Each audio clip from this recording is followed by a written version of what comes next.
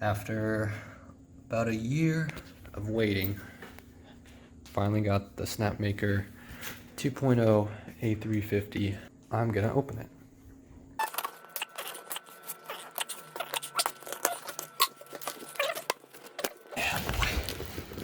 Yeah, boy. Yeah. Oh, that is a fucking load of crap. Holy shit. Welcome to the family. Quick start. Nice. A linear module. Split this guy out. A linear module. There's another linear module. Now we have 5 linear modules and 1 Milo. See, I'm already off to a great start. Hi Milo. Hi Milo. Here's everything inside the box.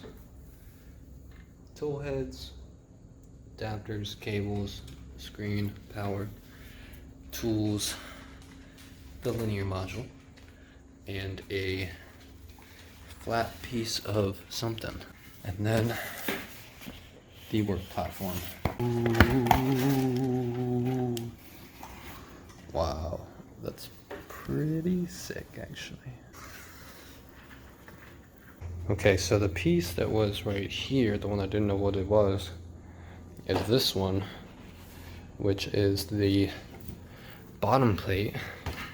So everything, the entire size of this A350 printer should fit on this plate, I believe. So I'm gonna pause the video and after each step and then just kind of explain what I did, how it looks. It's basically just me following these steps, but it's fun to watch me struggle, I guess. Okay. I know my dough.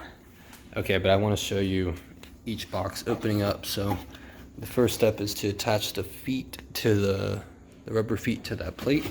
So inside this tools and accessories box, I see a toolbox, and then I see some other stuff that I'm not sure of yet, but it looks cool, and some goggles. I should probably put these on while I'm assembling stuff. Protection first, right? Milo, wear the protection. Okay. Anyways. Now we're gonna screw in these legs. I do like the tools that was sent with this. It holds all of these little bits. And got a screwdriver and some other. Okay, so step 2 is pretty much just aligning these sliders, apparently. Alright, so inside this box was this guy, which is what they want me to grab after I admire it for a second. And then I'm gonna put it on her like that. Hang on. Okay, I think that's step 3. I got a little confused in this picture. Let's try this step, which is going to be connecting that plate onto this guy now. One thing they say here is to make sure that these linear modules are mounted in the grooves of this correctly. And the grooves didn't seem that big, but when you get it adjusted just right, it does drop into place. There we go. Yeah, you can feel it drop down a little bit. 2, 4, 6, 8, 10, 12, 14, 16. So for tightening the sliders down, they have these holes cut out for you. You want your sliders initially to be pretty centered because you're gonna need access to them up here.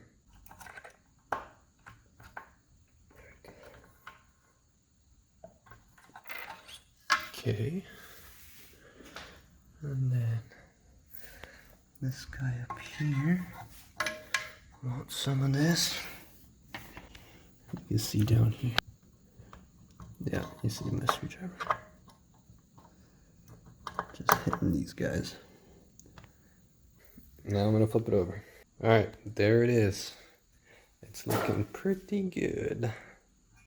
The Z-axis holder is gonna be in this box labeled adapters and brackets. Just pop this guy open. We got this guy. There's a little indent right there. Just gonna put that there. And this one right there. And then I got my M4x8 screws. I'm gonna screw that in. So I snugged up these four here on this bracket, and then I snugged up these four here. These bolts, I'm able to tighten these, flatten them all the way down by hand. If they're getting stuck or they're hard to tighten, then just move this around a little bit.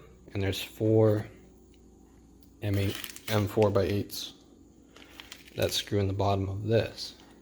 I got these Z-axis screwed in on the bottom as well. I flipped this table up, and then I pushed this platform from here all the way to the front, and then I pushed these two sliders.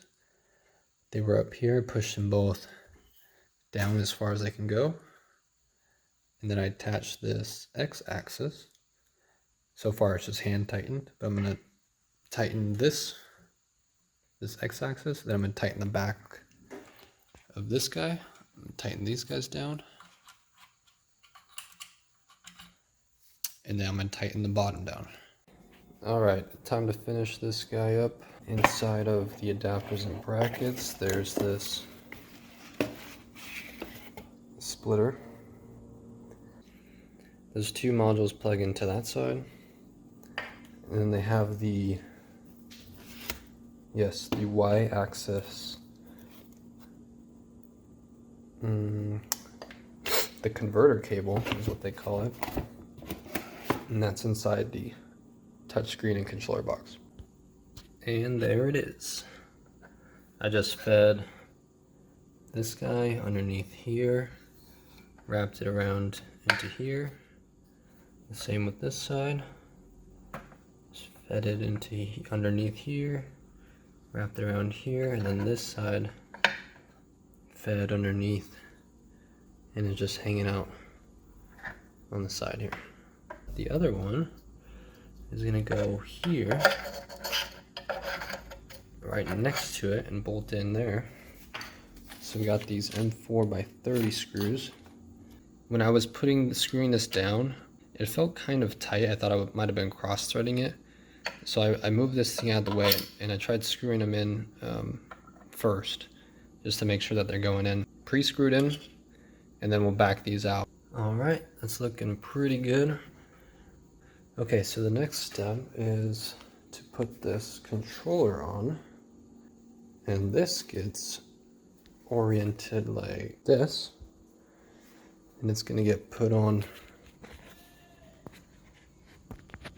right back here, right there. And there's gonna be two screws. It's gonna go into those bottom two right there, and then two screws on top, the same M4x30 screws. Two screws down there, two screws up here. And now we're just gonna plug in the XYZ.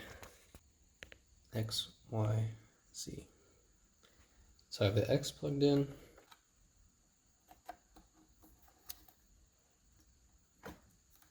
And then we have the Z, which is this one. Select that guy in there. Okay. Now we get the touch screen. Most of the ones that I've worked with before, which was I believe it was the MakerBot one. They didn't have touchscreen one. They had like a bunch of like a scroll thing, and then you would scroll through their options and click. It's not that big of a deal, but this touchscreen nowadays, it's so easy to have that, you know, why not? Just like that. Super easy. Bam. But it looks nice. I have my power supply on its own little table, and then I connected the AC power right there, and I'm going to plug it into there once I'm ready. And then this DC power cord plugs into the back of the power supply, pretty straightforward. And then the plug you're looking for on here, this guy here,